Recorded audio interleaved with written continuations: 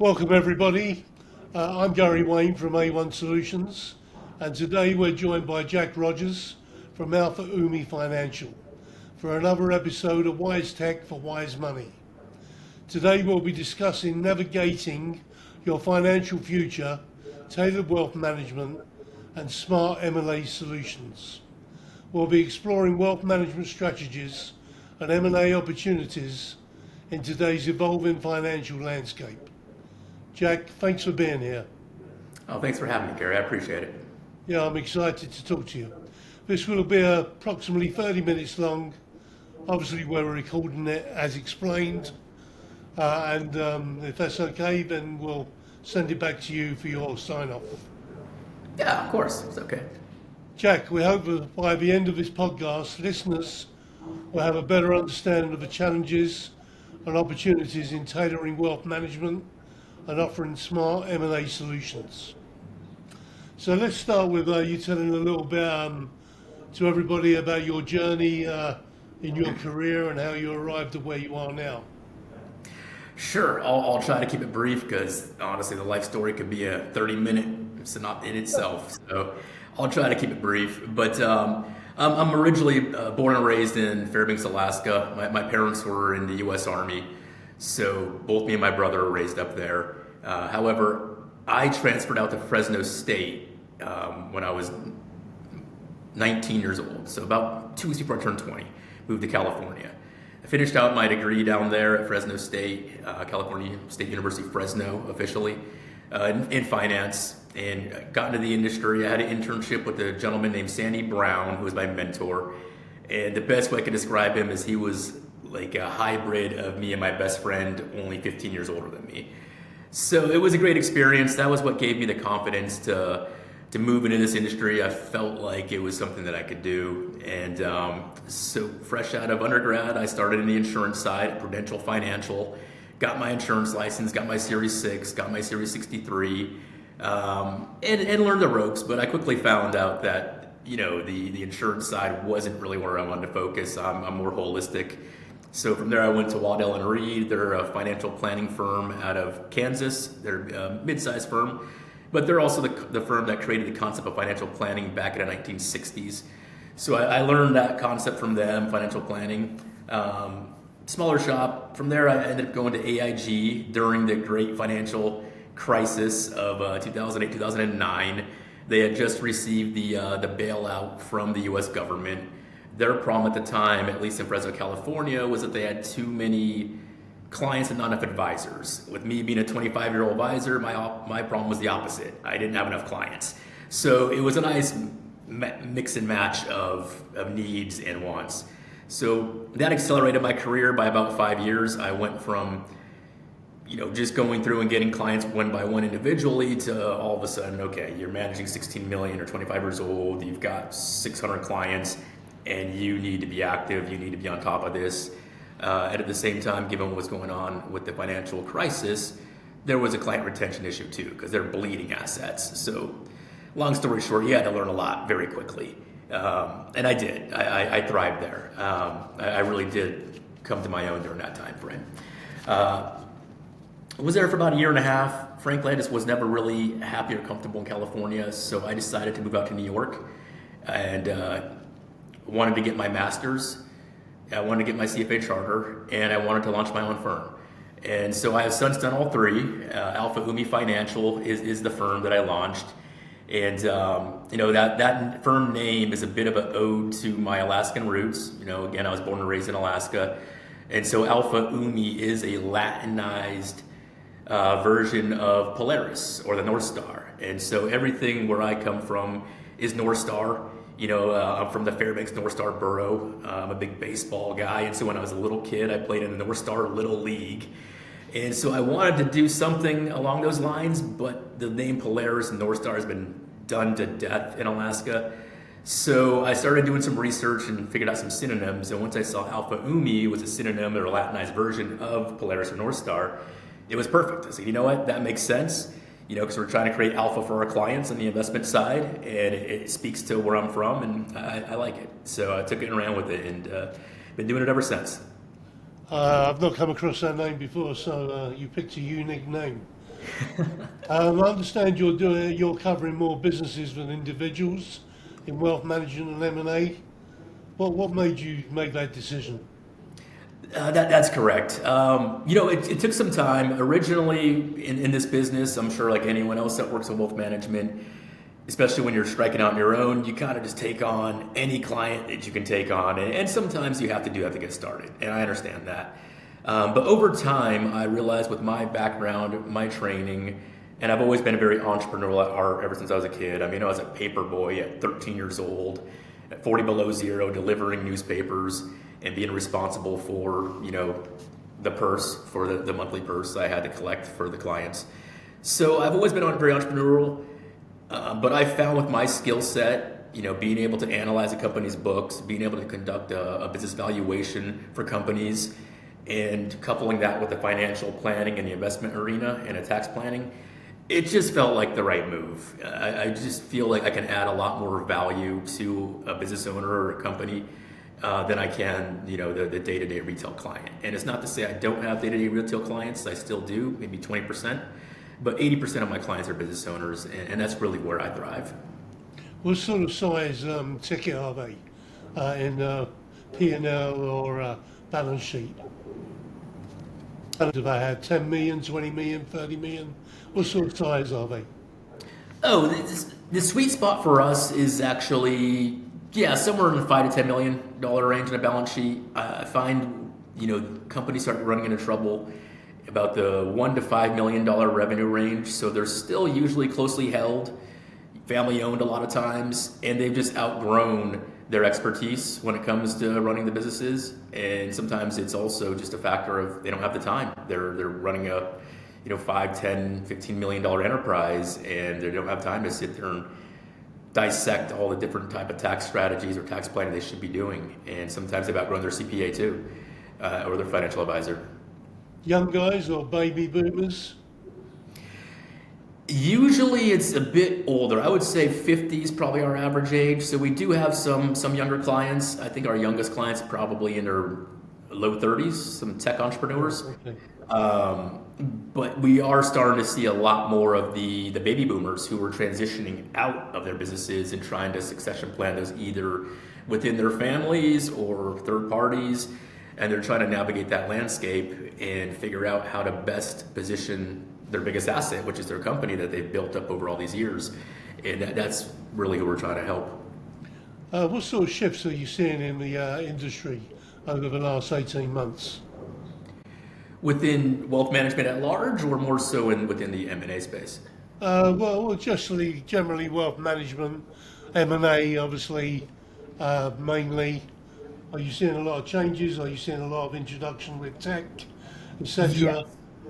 Yes, what's happening right now is your wealth management at large and it's not just wealth management, it's affecting everybody, but obviously wealth management is at the front end of it because of what we do for our clients. But the inflationary pressures we've been facing, it's starting to subside a little bit, but it's a huge one, and it's a factor whether you own the company and you have to make that decision on whether you want to raise your prices or not, or reduce your margins. Interest rates are up, so that's a double-edged sword. On the one hand, we can get you more investment on your return, but on the other hand, your cost to borrow just went up. So some of those projects you wanted to undertake for your company may not make sense like they did 2 years ago, 3 years ago, when the interest rates were lower. Couple that with the technological boom we're seeing right now within AI and some of that replacing some traditional roles within companies, also the investment opportunities that come with that as well. What you're seeing right now is a bit of a cross mix of things that the average investor's never had to deal with. We are really in a bit of a technological revolution as far as the AI space is concerned. And so it's a lot. In helping clients navigate that, I find it fun. It's challenging at times, but that's what's going on right now. Clients are having to challenge all those different crosswinds. How do you deal with getting more clients and scaling at the moment? Right now, I prefer to build professional alliances. I have found that the best referral opportunities come from a referral from either a CPA, an attorney, trusted business advisor. Business brokers sometimes refer us, people that are in the M&A space and need some tax planning. So I find that to be the best channels. So I do find myself spending quite a bit of time building partnerships or just getting to know different professionals as well as I can and understand the types of clients that they work with, the challenges those clients face, and try to position myself to be able to be a resource to them. And sometimes I'm referring clients to them, and sometimes it is a bit of a one-way street for a while. But generally speaking, once those professionals start to see that you know what you're talking about, you're willing to reciprocate by sending them clients, they'll start reciprocating back and starting to send you clients as well too when the client fits. How is technology affecting compliance? Are you using technology within the compliance and risk management side, or still doing the old-fashioned style? I started incorporating technology, or more specifically AI, about 2 years ago. And so, I would say summer of 2023 is when I began to take that dive into AI. At first, I was a bit reluctant because, the whole Terminator 2 thing and oh no, AI is going to take over the globe. I was a little reluctant, but at the same time, I've always been very tech forward and tech progressive. So the last thing I want to do is get left behind. So if you don't adopt it, you're going to get left behind. And I wanted to be an early adopter, and I try to do that in really most things that I think are going to be sticking around as far as tech goes. If you think it's going to be here in 20 years, jump on the train now. Don't wait. Just jump on the train now. And no one says you have to overhaul your entire process to be 100% AI, but start incorporating it. And so I started incorporating it about 2 years ago. I found it to be a huge time saver. So some of it on the marketing side, creating content is very helpful for posts for LinkedIn, Facebook. I do find it helpful to create emails that I need to write out. I tend to speak very formally and write very formally. So the AI really isn't that different from what I would have written. So I find I really don't need to edit what AI would have written for an email for me. I still do to humanize it, because sometimes it does come off a bit robotic. But 80% of what it creates for email is what I would have written anyway. It only would have taken me 25 minutes instead of 2 minutes. So if I can save myself 23 minutes by having it create 80% of the framework for me, and now I just need to edit it and tailor it so it sounds like me, or maybe change some things around that it didn't understand correctly, the nuances. It's a 5-minute email now as opposed to a 25, 30-minute email. So you're right about AI. I mean, I had a call the other day, and the guy said to me, AI is as dumb as it's ever going to be today. I.e., it's only going to get more and more clever. It is true. It is true. I'd like to say the same about myself, but at 40, with AI, we'll all get clever. When it comes to M&A opportunities, are you seeing a lot of those at the moment? The M&A space, the M&A opportunities? Yeah. Yes. Right now, because of the trends with the baby boomer generation, a huge amount of M&A activity is going on, and we're trying to be as much of a part of that as we can. A lot of the professional services that are selling, other RIAs are selling, medical practices, dental practices, and that's just within the services industries. I mean, if you open that up to construction and the whole kit caboodle, there is an insane amount of deal flow right now. And it's just a matter of where do you want to squeeze into that piece of the pie or that piece of the puzzle. When it comes to the practicalities of M&A, how do you deal with valuations and equating how good or bad a deal is? Do you have a team behind you, or are you on your own doing it? How's it work? So up until this point, I've been on my own. I decided not to go the traditional MBA route when I went back to school to get my master's. So I ended up getting my master's in financial statement analysis and securities valuation.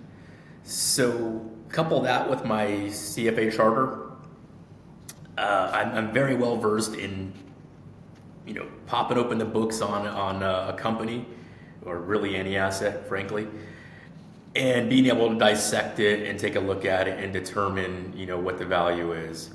Obviously, it's not you can't assign a direct number on it, but you have a range, a high, medium, low range that you can assign to it. And then depending on the scenario, if they're trying to go to market to sell right away, then obviously there's not a lot to do as far as changing that value.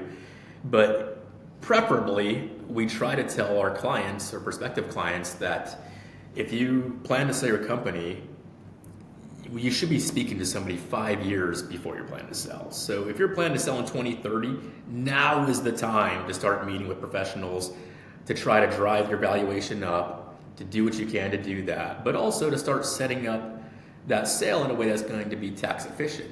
Because a lot of times you'll find entrepreneurs will wait until it's time to sell. They just had enough of the business, or sometimes health concerns come up as they're getting a little bit older and they're forced to sell because they just can't work the hours anymore. And it's just not the position you want to be in. You want to be in a position where you can control the sale and structure it properly so that you're going to maximize the amount of value you get out of your company.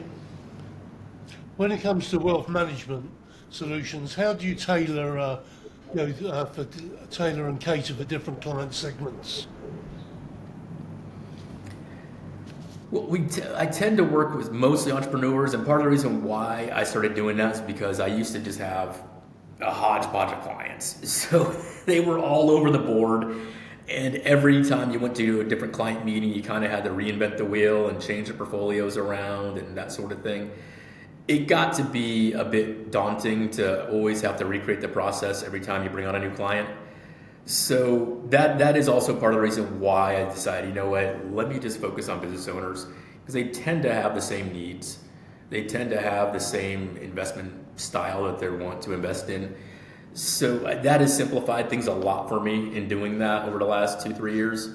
But I do find that with that space, there's generally 2 areas that they're going to invest in. Obviously, well, 3, I guess, if you count their company.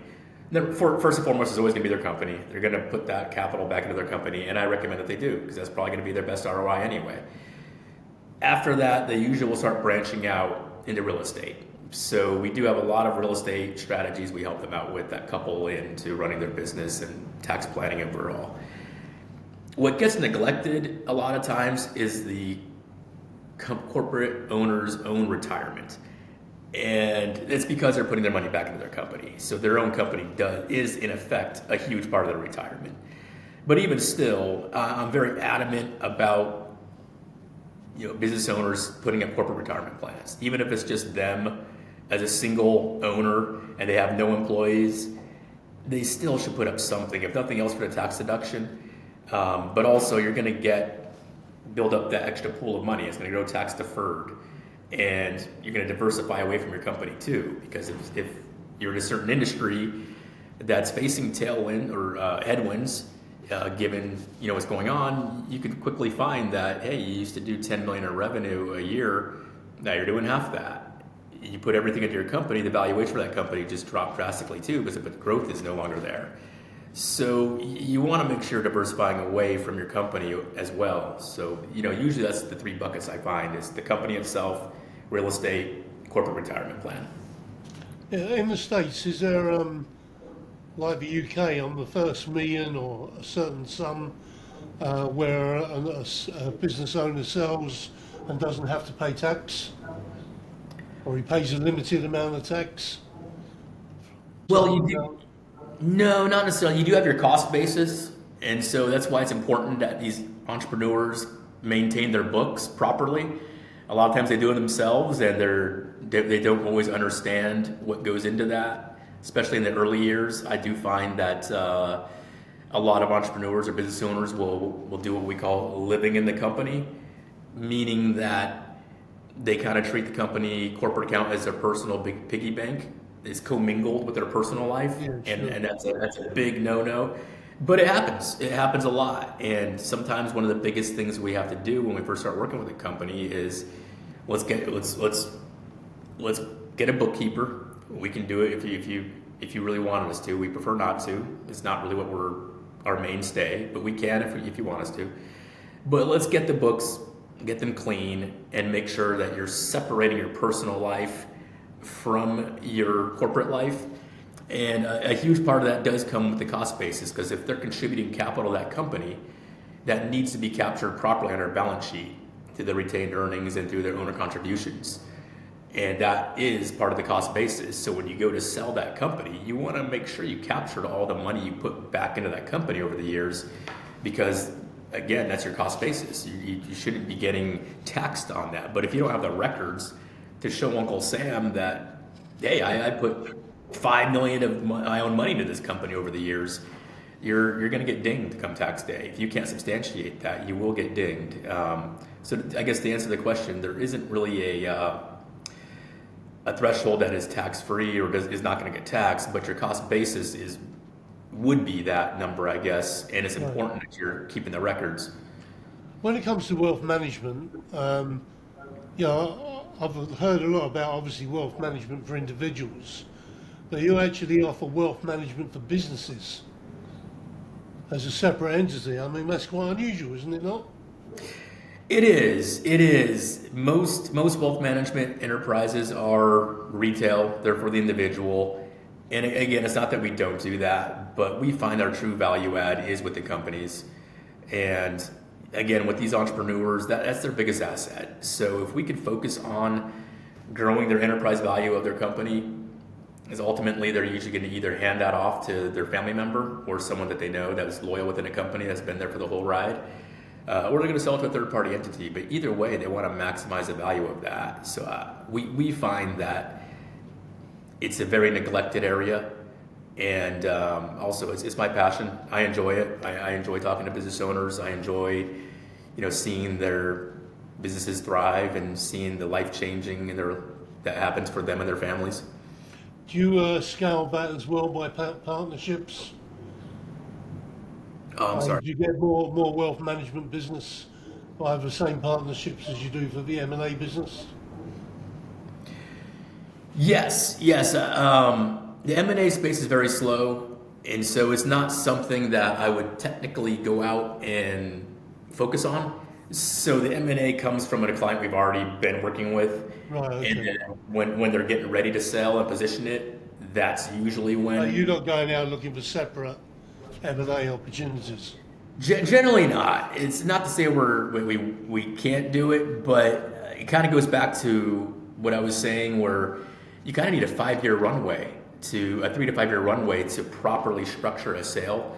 And so if somebody's already at that point where they're selling their business, by the time we get to them, if they're trying to sell it in 2025 or 2026, there's only so much we can do to structure that sale to make it tax efficient. So it's not really the market we're trying to operate in. Sometimes we do end up there anyway at the table when they're selling and it's a bit late.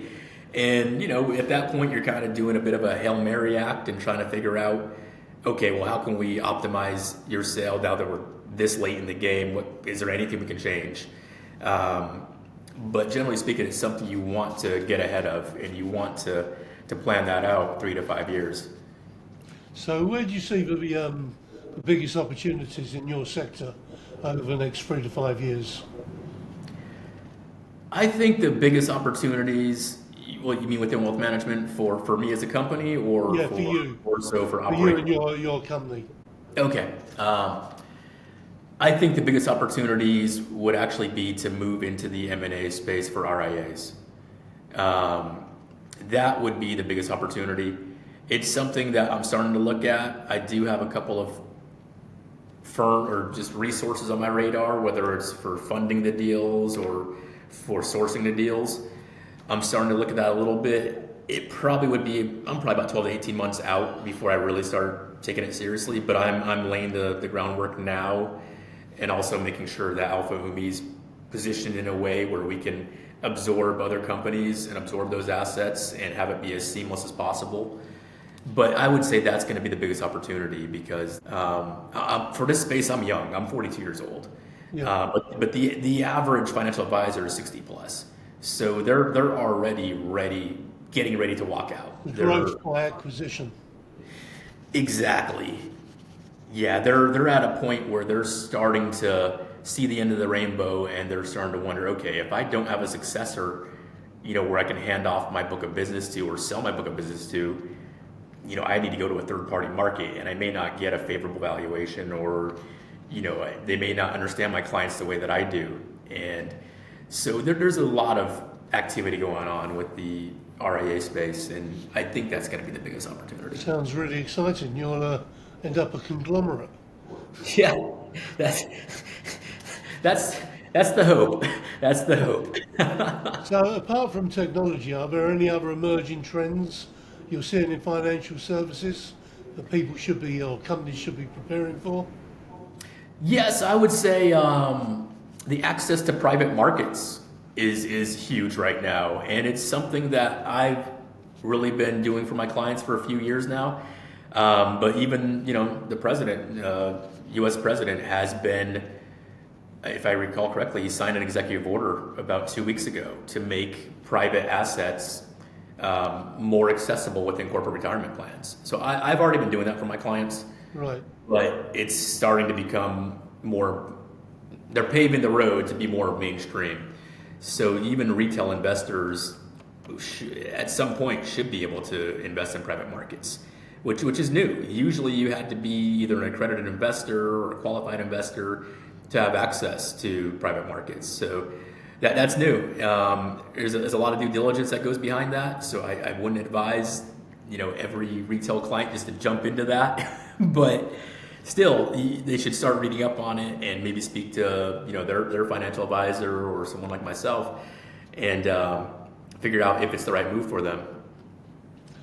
Sounds good. So, I mean, any final advice you would give to firms looking to grow in this space? Yeah, I would say it's all about planning. It's all about planning. You want to be strategic in what you're doing. We're not very product heavy. Obviously, there's financial products and investments products that we place people into.